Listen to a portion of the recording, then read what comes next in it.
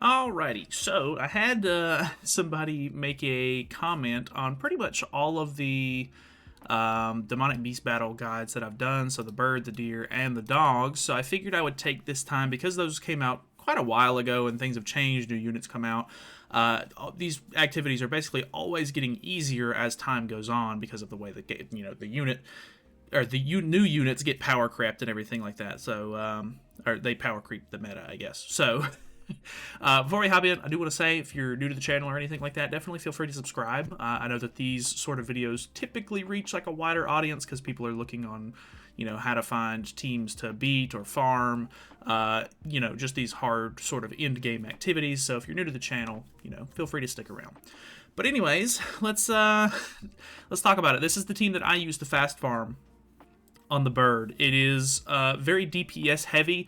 Every character in here, as you can see, is attack crit damage set, and I just have whatever on the associated links, of course, so nothing too crazy there. All of the substats and everything are normal on these, so you don't have to worry about any weird substats. I do use the bird card set, because obviously this is pretty much going to be the best one. It does prioritize single target attacks, but then again, this team, besides like Escanor's card and Melee's card, are all single targets, so you don't really have to worry about it there. The whole goal with this team is to not stall at all if you don't have to. You basically are just going to, depending on your RNG, of course, you can just pull a whole bunch of Miguelda and Cusack cards that aren't as good, and it might slow you down a bit, but the whole goal is to beat it fast enough to where you're not having to worry about really tanking damage or anything like that. You're just trying to get through it with the cards that you have, and then hopefully by the time that you are getting to the last phase, you'll have all of your ults in hand, ready to go on each of the floors, and you should be able to, burst down the last floor, no problems. So I have noticed that if I just use the Escanor card here on turn 1, I can normally get through this, very first phase very quickly, but I ran into an issue every time I seem to want to record a video on the demonic beasts. Everything that can go wrong tends to do so. So I'm going to play it a little bit safer this turn, and because floor 1 is very easy,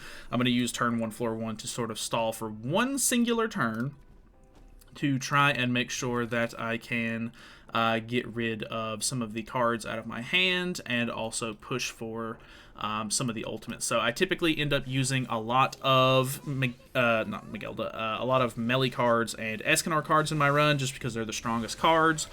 So Miguelda, unless I just have like heals or merges or something that I end up getting, Miguelda and Cusack don't typically get their ultimates as easily. So let's go ahead. Another thing that you want to make sure that you're doing in these runs is using at least 2 single target cards per run, so that way your Trader Melee gets his damage reduction stacks. So we're going to do that as much as possible.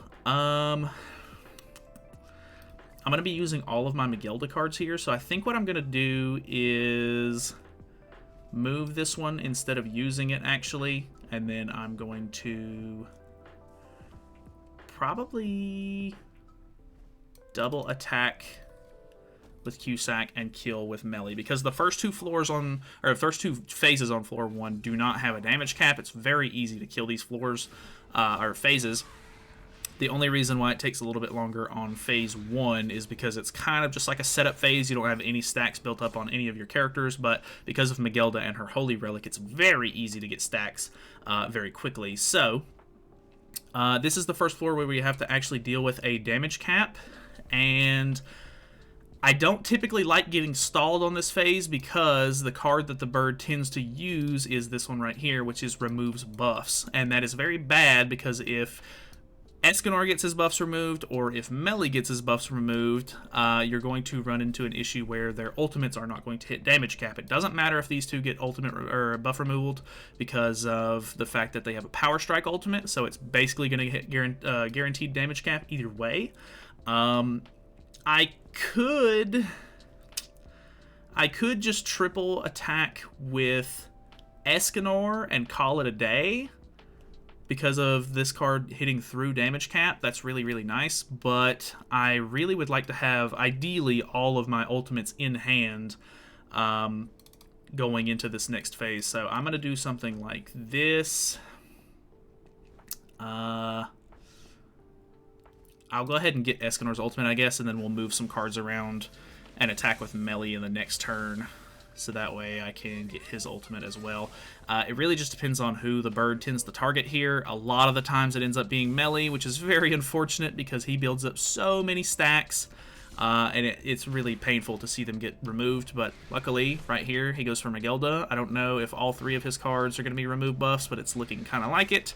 So, unfortunately, Escanor does get hit there. Last one is not a buff removal, so that is at least somewhat good for me. I don't have a heal in hand, unfortunately, so I'm not going to be able to just get stacks back on Escanor here.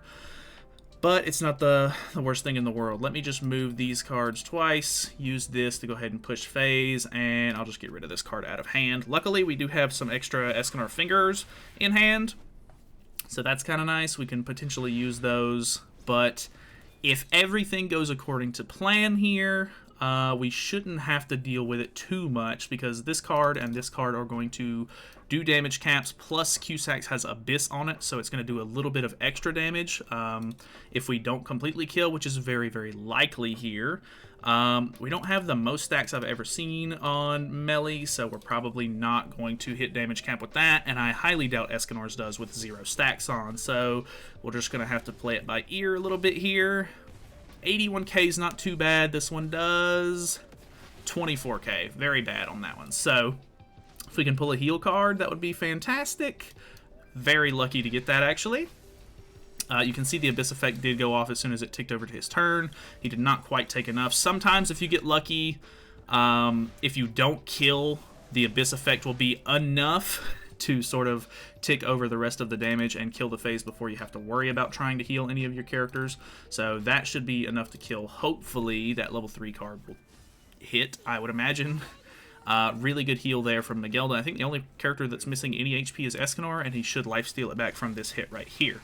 So, does not hit a full damage cap, but it's enough, obviously, for us to finish off the phase. And, yeah, we pull a stone, which is actually really nice, but let's hop into the next floor. Alrighty, so here we are in floor 2. This one is, this floor tends to be one that people end up having a lot of issues with, mainly because of floor 2 phase 2, where he has a card where if you do not have a taunt on, you will basically get insta-killed, which is definitely a big issue, but because our team has a way to bypass a little bit of damage caps, it makes it a little bit easier for us there.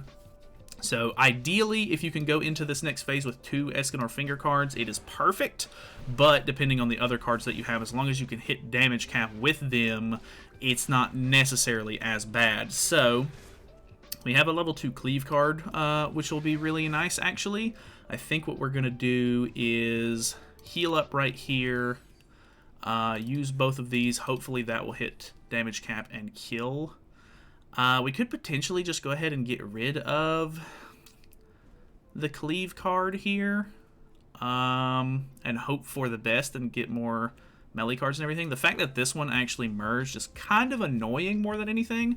I think that this is enough to kill, though, so we're just going to move the Escanor card once. That way we get a little bit more HP. Worst case scenario, we don't kill here, which I think we do.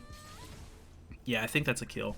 And then we would have been able to stall for more cards in hand, I guess. Obviously, melee is a little bit lacking on HP at this point, but we're going to have to one-shot this phase or lose, so it's not really that big of a deal.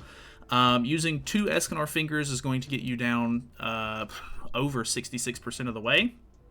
So at this point, we just need to use one more card to finish off damage cap, and then whatever you've got in hand that can take off the little bit of HP that he is going to sort of revive with. So you can see we hit 30%. His extra residual damage ticks down a little bit there. It doesn't quite take off another 10%, but it's pretty close to it. So using those 2 cards basically guarantees you like a 1-turn kill, and then he revived with a little bit of HP, and then we can basically use any card. even a Cusack ultimate removal card will get rid of that amount of HP, so works out really, really nicely there. So at this point, we have an interesting hand. This phase typically throws me off if I don't run the bird for a while. I always forget what happens after floor 2 phase 2. This one is a phase where you do not want to rush into things if you don't have the cards you need in hand yet, because he can pretty much kill you if you get him down too low, and if you don't get him low enough, he can basically heal back to full, and all of the cards that you used are wasted. So we're going to do something like this, and maybe move this card to get closer to ultimate on melee here. So ideally, the way this phase works is depending on the HP that he has, which we actually ended up doing too much damage there. I didn't think that cleave card was going to do as much as it did, but it is what it is. We have ultimates in hand now if you really want to go that route, which it looks like we're going to have to, unfortunately. He does have an infect on this phase too, which is really annoying, so as long as it's our last debuff, which it is, we can actually cleanse it off next turn. Unfortunately, I have to use ultimates and stuff like that to get through this, which is very unfortunate for me. Let's go for the melee single target here, probably. I'm going to use this first. Use the melee card. Use the Escanor card, probably. And then the cleave card. If I don't kill here, this might be really bad. Hopefully, best case scenario. Ooh, we didn't hit the second crit there. That's actually super annoying. This actually deals more than I was expecting it to. Nice, and even though we don't kill here, the abyss damage is going to take him over right here. Boom, nice, good to go. If you leave him with a little bit of HP, the attack boost that he gets is really substantial, and he can typically kill you very easily, so you don't necessarily want that to happen. We're probably going to have to stall a turn here, so that way we can make sure that we finish off with full health, because I don't think that these 3 cards are going to kill, because he has a 30% damage cap. Which I think in the very last phase of the last floor, he has more than a 30%. I think it's like a 35% or even like a 40% damage cap, which is really nice because then you can just use 3 cards that hit damage cap to kill. But unfortunately, we cannot do that here. So luckily, we do have an extra heal card in hand. If I would have been able to keep that QSAC card or just pull any other decent cards for the last phase, we would have been pretty much good to go to like one-shot this phase right here. So we're just going to heal to make sure that we're all topped off before going into the next floor. Throw a bunch of cards out. This kills easy peasy. So looking pretty good for moving into the floor 3, and I'll see you guys in a moment. Alrighty, so here we are in floor 3.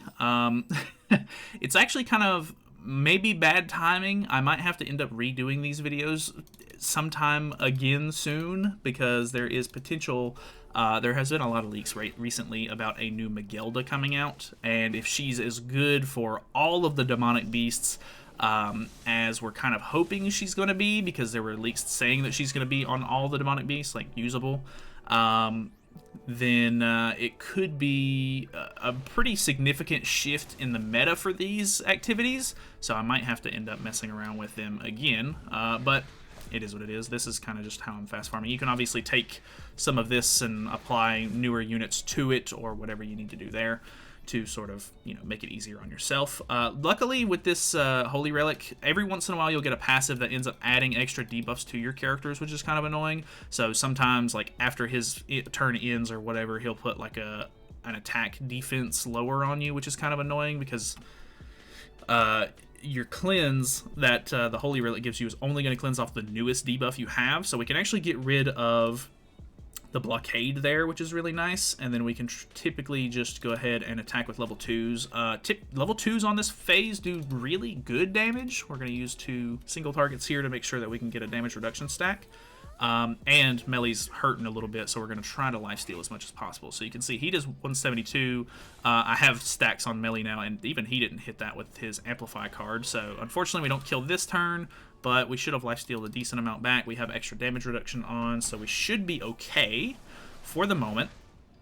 Floor 3, honestly, isn't too bad. Like, as long as you can kind of get built up in this first phase and he doesn't absolutely wail on you and, you know, crit you too much, you shouldn't lose a character here, which is really nice, of course.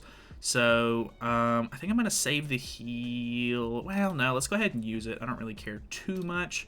We'll go ahead and throw these 2 out. I don't think that those 2, or I don't think the first one's going to kill, so we should hopefully get a damage reduction stack here, which she has a lot of buffs on. Okay, we're good, actually. So that's kind of nice. Just barely doesn't kill there, so the QSAC's going to secure that. Probably should have used a ultimate removal card to get those out of hand, because they're probably the worst cards that you can get. But it is what it is. So, have a melee AoE here. I can't remember what the exact problem with this phase is. Oh, I think this is the phase where if he uses his like electricity card where he zaps you, it's going to delete cards. Yeah, so this one is typically kind of annoying because it's going to remove your ultimate move gauge as well. So if you have any sort of decent cards already in hand, you basically just want to go ahead and use them, so that way they don't get deleted and you actually get use out of them. And then towards the end of this phase, if you get him down below a certain amount of HP, I want to say it's 50%, but it might be a little less than that. He puts on an effect right there where if you hit him, it applies Dissolve to you. So it's going to get rid of my ultimate there. Unfortunately, or actually, it's not that big a deal because it just gave me more hand space to do merges, which ended up working out really, really nicely here, surprisingly. And we can... Well, he put Shock on, so we're not going to be able to get rid of the debuff on the Q-Sack, unfortunately, the Dissolve. But it is what it is. So, applies Shock again. So, let's just get rid of the Shock. Hopefully... I would like to get another... I don't think I can... I don't know if I can get another damage reduction stack. Is it a maximum of 4, I'm pretty sure? No, you can actually get it up to 5 stacks. So, I would like to get that if possible, but at the same time... I don't think it's that big of a deal. We're just going to waste this just in case that doesn't kill. We'll throw one of these out and see if we can get a damage reduction stack. But let me get Escanor a little closer to ultimate here. I only have one finger in hand, and this next phase, okay, that dealt more damage than I was hoping, but it is what it is. Actually got rid of the ultimate out of hand, so kind of works a little bit. This phase is typically kind of annoying because he's going to remove your ability to use cards as you go through. So, yeah, so in order, each time he uses it, he disables a certain skill that you can use. So it's stances first, which is good because we don't have any stance cards. It's debuffs second, which is good because we don't have any debuff cards. Then it's buffs, which we also don't have, and then it's attacks and ultimates. So as long as you don't stall for 4 turns, you should be completely okay here. We're basically all attacks and all ultimates. We have a heal card on Magelda, but that doesn't get sealed at all. So, yes, let's go ahead and... I don't have any melee cards, which is really bad for me, but let's just use the Q-Sack cards. This. That's probably not going to kill. He's really tanky in this phase, if I'm not mistaken. So he's going to take a little bit less damage than you're expecting him to. But that's not like the worst thing in the world. I think they wanted him to be super tanky here, so that way you do get your stuff disabled, and it makes it a little bit harder on you. But because this team is just so raw damage, it's not really that big of an issue for us. So, okay, we do get a melee card, which is very nice, because we would like to hopefully have all ults ready to go. Plus, we have a lot of stacks on melee, so if we can keep that up, we can potentially just one-shot this next phase. The worst passive that you can get on the next phase, by the way, is Overcome Crisis, which is pretty tough to deal with in a lot of scenarios, so you want to be kind of careful there.